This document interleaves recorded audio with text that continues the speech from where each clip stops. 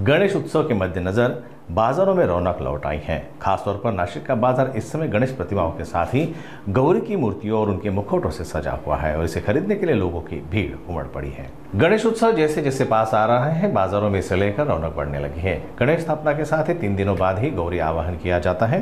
माता गौरी की सुंदरता में चांद लगाने के लिए उनके मुखौटों की अहम भूमिका होती है। बाजारों में इन मुखौटों को खरीदने के लिए ग्राहकों की भीड़ भी बढ़ी है।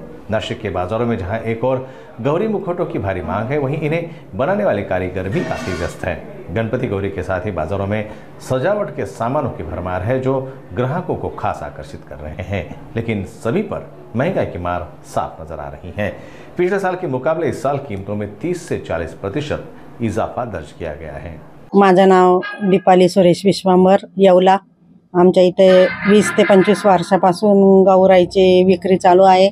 आमच्या आता 2 दिवसावर गणपती आले आहे आणि गणपतीची बहीण ही गौराई तिच्या पाठोपाठच येते।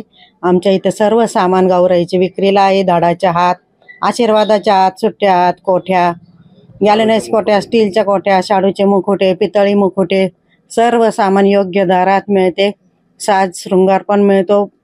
पितळी मुखोटे पेंटिंग करून मिळतात आणि ह्या वर्षी कच्च्या मालामध्ये 20 ते 25% दरामध्ये वाढ झालेली आहे। आम्ही याची सुरुवात 4 महिन्यापूर्वीच करतो। 4 महिन्यापूर्वीच आम्ही या मालाची तयारी आणि कच्चा माल तयार करतो। सावराम विश्वांबर येवला।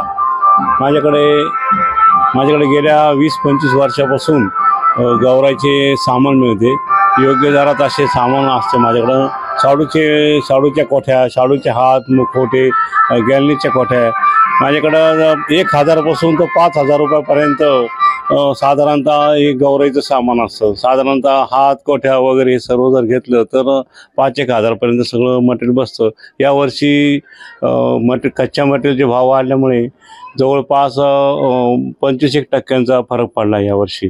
तरी आम्ही आता दिवस रात्र हे सगळं तयार करत आहोत आणि आता ह्या गणपतीच्या उत्सवामध्ये आम्ही ही गौराईची वाट बघत आहोत।